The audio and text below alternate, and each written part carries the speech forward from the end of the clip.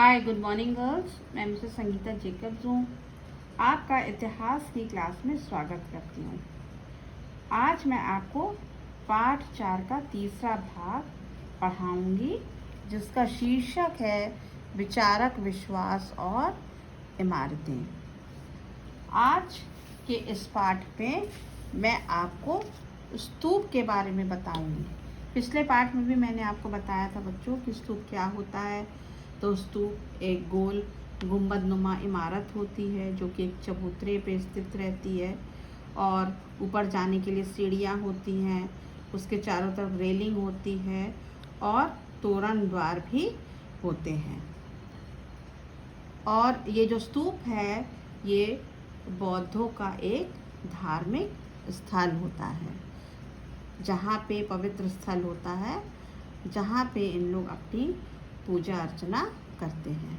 तो इसमें आज हम आपको बताएंगे कि स्तूप क्यों बनवाए जाते थे और स्तूप की निर्माण योजना क्या थी, स्तूपों की संरचना कैसे होती थी, किनके द्वारा ये बनवाई जाती थी और इनकी खोज कैसे हुई, जिसमें हम सांची और अमरावती के स्तूप को देखेंगे।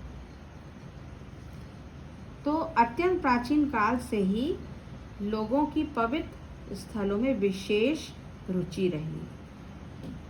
प्रायः हम देखते हैं कि जैसे विशेष वनस्पति है या कोई अनूठी चट्टान है या विस्मयकारी प्राकृतिक सौंदर्य वाले स्थान, ये सब पवित्र स्थल बन जाते थे। ऐसे ही कुछ स्थलों पर एक छोटी सी वेदी भी बनी रहती थी, जिन्हें कभी कभी चैत्य कहा जाता था। बौद्ध साहित्य में कई चैत्यों की चर्चा है।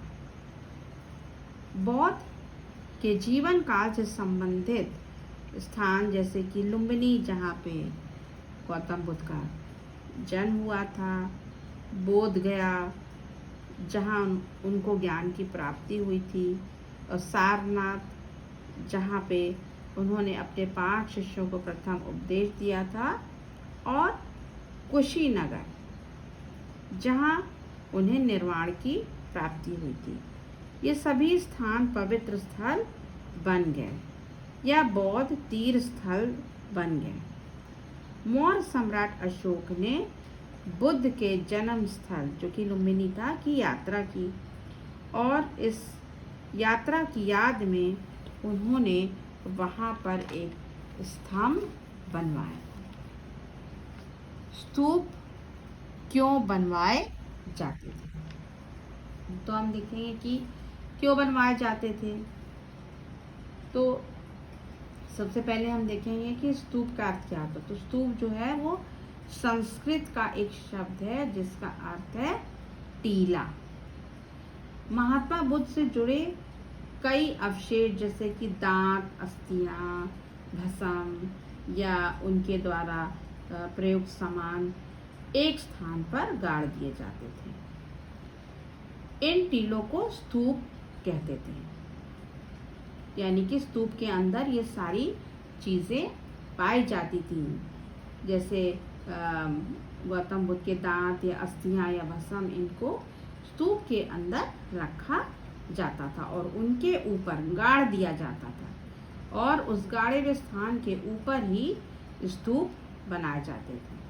स्तूप बनाने की परंपरा महात्मा बुद्ध से पहले रही होगी, लेकिन वो बौद्ध धर्म में जुड़ गई, क्योंकि इनमें ऐसे अवशेष रहते थे जिन्हें पवित्र माना जाता था।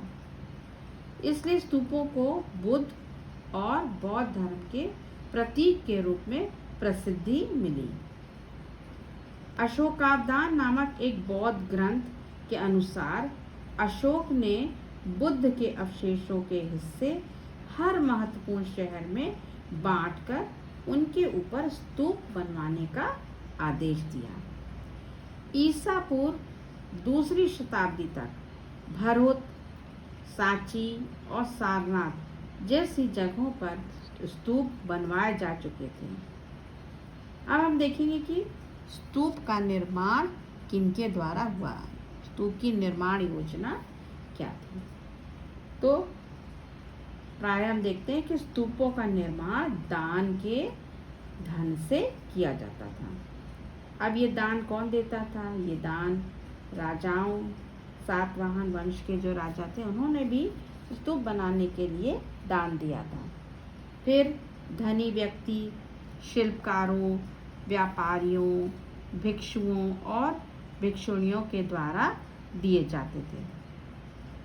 सांची के तोरण द्वार का हिस्सा हाथी दांत का काम करने वाले शिल्पकारों ने दान से बनाया गया था। ये देख सकते हैं आप बच्चों, ये सांची स्तूप का तोरण द्वार है और कितना भव्य है ये, और इसके 2 चौकोर पिलर हैं और इसके ऊपर आप देख सकते हैं कि कुछ आकृतियां भी यहाँ पर बनी हैं। तो फिर अभिलेखों में दानदाताओं के नाम, जो भी दान देता था तो जो अभिलेख थे उसमें जो दान देते थे उनके नाम लिखे होते थे। फिर उनके नाम के साथ उनके गांव का नाम, शहर का नाम और कभी कभी उनका व्यवसाय, जो भी वो काम करते थे, पेशा करते थे, उसका वर्णन और रिश्तेदारों के नाम भी उसमें मिलते हैं। फिर है स्तूप की संरचना, कैसे इसकी रचना की गई, कैसे इसका निर्माण किया गया। इस चित्र में आप देख सकते हैं बच्चों, ये सांची का स्तूप है। तो सबसे पहले हम देखेंगे कि नीचे गोलाकार आधार पर एक अर्ध गोलाकार गुंबद बनाया जाता था जिससे अंड कहा गया। इस अंड के ऊपर एक और संरचना होती थी जिससे कि हर्मिका कहा जाता था। ये आप देख सकते हैं, हर्मिका छज्जे जैसे संरचना होती थी जिससे ईश्वर या देवताओं के घर का प्रतीक माना जाता था। हर्मिका के ऊपर एक सीधा खंबा होता था। ये खंबा आप देख सकते हैं जिसे यष्टि कहा जाता था और इस यष्टि के ऊपर छतरी लगी होती थी। आप छतरी देख सकते हैं जिसे छत्रावली कहा जाता था। टीले के चारों ओर एक वेदिका होती थी जो पवित्र स्थल को सामान्य दुनिया से अलग करती थी। सांची और भरूच के स्तूपों में किसी प्रकार की साज सज्जा नहीं मिलती। उनमें केवल पत्थर की वेदिकाएं और तोरण द्वार हैं। तोरण द्वार अभी बच्चों मैंने आपको दिखाया था ना, पत्थर की वेदिकाएं किसी बांस के या काठ के घेरे के समान थी और चारों दिशाओं में खड़े तोरण द्वार पर सुंदर नक्काशी की गई थी। ये आप देख सकते तोरण द्वार बच्चों, इसमें सुंदर नक्काशी की गई है और यहाँ पे आप कुछ चित्रों को देख सकते हैं। ये शेर और हाथी की आकृति यहाँ पर बनी हुई है। भक्तजन पूर्वी तोरण द्वार से प्रवेश करके दक्षिणी द्वार की तरफ जाते थे और उसकी पूरी परिक्रमा करते थे। तो सांची स्तूप में चारों तरफ 4 वहाँ तोरण द्वार थे। ये आप एक इधर से भी देख सकते हैं, एक ये और एक यहाँ से आपको दिख सकता है। बाद में स्तूप के टीले पर भी अलंकरण और नक्काशी की जाने लगी। टीले को ताखों एवं मूर्तियों से अलंकृत किया जाने लगा। ताख बना दी गई थी, है ना। अमरावती और पेशावर के सुंदर स्तूप इसके उदाहरण हैं। अब हम देखेंगे कि स्तूपों की खोज किस प्रकार की गई। तो सबसे पहले अमरावती का हम देखेंगे कि जैसे हमने देखा कि हर स्तूप का अपना इतिहास होता है, वे कैसे बने, साथ ही इनकी खोज कैसे और किसने करी। तो 1796 में एक स्थानीय राजा को एक मंदिर स्थानीय राजा जो था वो एक मंदिर बनवाना चाहता था। तो अचानक अमरावती के अवशेष उसको मिले। 1854 में गुंटूर, जो कि आंध्र प्रदेश में है, के कमिश्नर ने अमरावती की यात्रा की, तो वे अमरावती से अनेक मूर्तियां और उत्कीर्ण यानी कि नक्काशी वाले पत्थर मद्रास ले गए। वॉल्टर एलियट अमरावती के स्तूप के पश्चिमी तोरण द्वार को खोज निकालने में भी सफल हुए और वे इस निष्कर्ष पर पहुंचे कि अमरावती का स्तूप बौद्धों का सबसे विशाल और शानदार स्तूप था। 1850 के दशक में अमरावती के पत्थर अलग अलग जगह पर ले जाए जा रहे थे। कुछ कलकत्ता, कुछ एशियाटिक सोसाइटी ऑफ बंगाल पहुँचे, कुछ मद्रास और कुछ लंदन, और कुछ मूर्तियां तो अंग्रेज अधिकारियों के बागों की शोभा भी बन गई। इस तरह अमरावती स्तूप नष्ट हो गया। पुरातत्ववेत्ता H.H. कोल का कहना कि मूल कृतियां को खोज के स्थान पर ही रखा जाना चाहिए था को मान लिया जाता तो अमरावती भी सांची के समान खड़ा रहता। आज वो एक छोटा सा टीला बनकर रह गया जिसका सारा गौरव नष्ट हो चुका है। सांची के बारे में देखेंगे कि सांची जो है वो भोपाल में स्थित है और ये स्तूप जो है वो एक बहुत ही अत्यंत महत्वपूर्ण माना जाता है। सन 1818 में ब्रिटिश सेनानायक जनरल टेलर जब सांची नामक गांव की पहाड़ी की चोटी पर पहुंचे तो उन्हें वहां एक गुंबद के समान एक विचित्र टीला दिखाई दिया।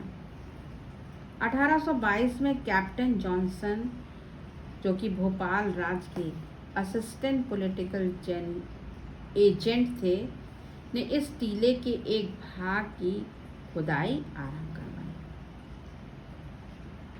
अब सन 1851 में अलेक्जेंडर कनिंघम ने अत्यंत सावधानी पूर्वक खुदाई के कार्य को आगे बढ़ाया, जो कि कैप्टन जॉनसन ने शुरू किया था। अब उनके काम को आगे अलेक्जेंडर कनिंघम ने देखा।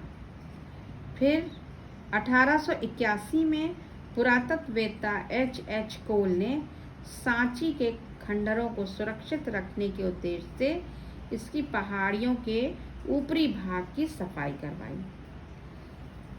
सन 1912 में पुरातत्व सर्वेक्षण के director general sir John Marshall ने सांची स्तूप के उत्खनन कार्य को आगे बढ़ाया। खंडरों के विभिन्न भागों को इकट्ठा करके सांची स्तूप को मूल स्थिति में लाया गया, जो कि अभी हम देख सकते हैं ना, ये आप इस चित्र में भी देख सकते हैं बच्चों। उसको वापस मूल स्थिति में लेकर लाया गया, जो आज भी खड़ा है। ये स्तूप अत्यंत भव्य और विश्व की अत्यंत सुंदर इमारत माना जाता है। तो बच्चों, आज का पाठ यही समाप्त हुआ। उम्मीद है आपको सांची स्तूप के बारे में, उसके तोरण द्वार के बारे में और अमरावती स्तूप के बारे में, इन सबों के बारे में, कैसे बना, किनके द्वारा बना, क्यों बनाया गया, इन सब के बारे में आपको अच्छे से समझ में आ गया होगा। इस वीडियो को बच्चों ध्यान से सुनिएगा और ये बहुत ही इंटरेस्टिंग है और जो इम्पोर्टेंट पॉइंट्स है उसको आप नोट करके रखिएगा। अगला जो आपका भाग रहेगा पार्ट 4, तो उसमें मैं आपका पूरा लेसन कंप्लीट करूँगी और तब मैं आपको क्वेश्चंस दूँगी जिसको आप अपनी पेयर कॉपी में करिएगा। Thank you.